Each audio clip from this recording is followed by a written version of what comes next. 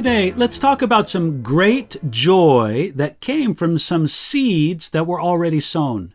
And I'm going to read you from Acts chapter 8, verses 5, 6, and 8. Here we go. Then Philip went down to the city of Samaria and preached Christ to them. And the multitudes with one accord heeded the things spoken by Philip, hearing and seeing the miracles which he did.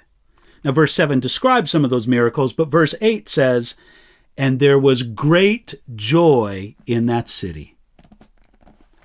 At the very end of Jesus' earthly ministry, he had commanded the disciples to preach the gospel to all the earth, first in Jerusalem, then in Judea, then to the uttermost parts of the earth. But before you got far out of Judea, you were in Samaria. And most Jewish people, or most Christians from a Jewish background, were not interested in bringing the good news of Jesus Christ to the Samaritans. Curiously, none of the apostles spearheaded this mission to the Samaritans. It was up to one of the deacons of the early church, a man named Philip. When the Christians were scattered because of the persecution following Stephen's death, Philip went to Samaria. So, who were the Samaritans? 600 years before this, the Assyrians conquered this area of northern Israel, and they deported all the wealthy and middle-class Jews. Then they moved in a pagan population from afar. These pagans intermarried with the lowest classes of the remaining Jews in northern Israel, and from these people came the Samaritans. One commentator said it like this. He said there was a deep-seated prejudice, amounting almost to hatred, standing between the Jews and the Samaritans. As a matter of fact, James and John once thought the Samaritans were only good for being burned up by God's judgment. You'll find that in Luke chapter 9. Most Jewish people of that time considered the Samaritans to be compromisers, half-breeds, and idolaters, and they didn't want to have anything to do with them. But Jesus didn't feel that way about the Samaritans. He was never prejudiced against people just because of their nationality or ethnic background.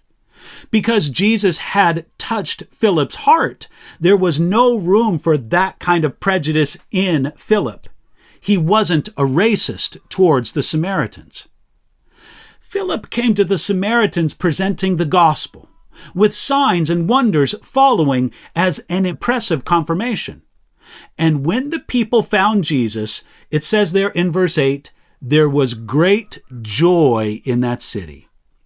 There were spectacular results from Philip's ministry, but undoubtedly one reason there was such fruit was that Jesus had already sown the seed in Samaria during his ministry. And as John chapter 4, verses 1 through 36 explains, both he who sows and he who reaps may rejoice together. Here's a lesson for you.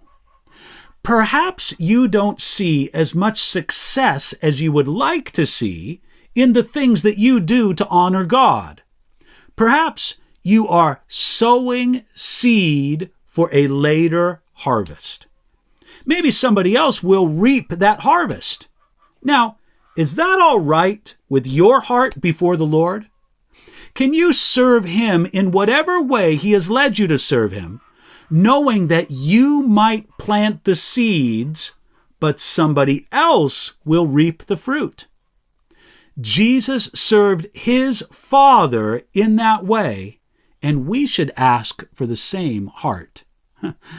By the way, is there great joy in your city for you because you're rejoicing over what Jesus has done? I hope that it's that way for you today.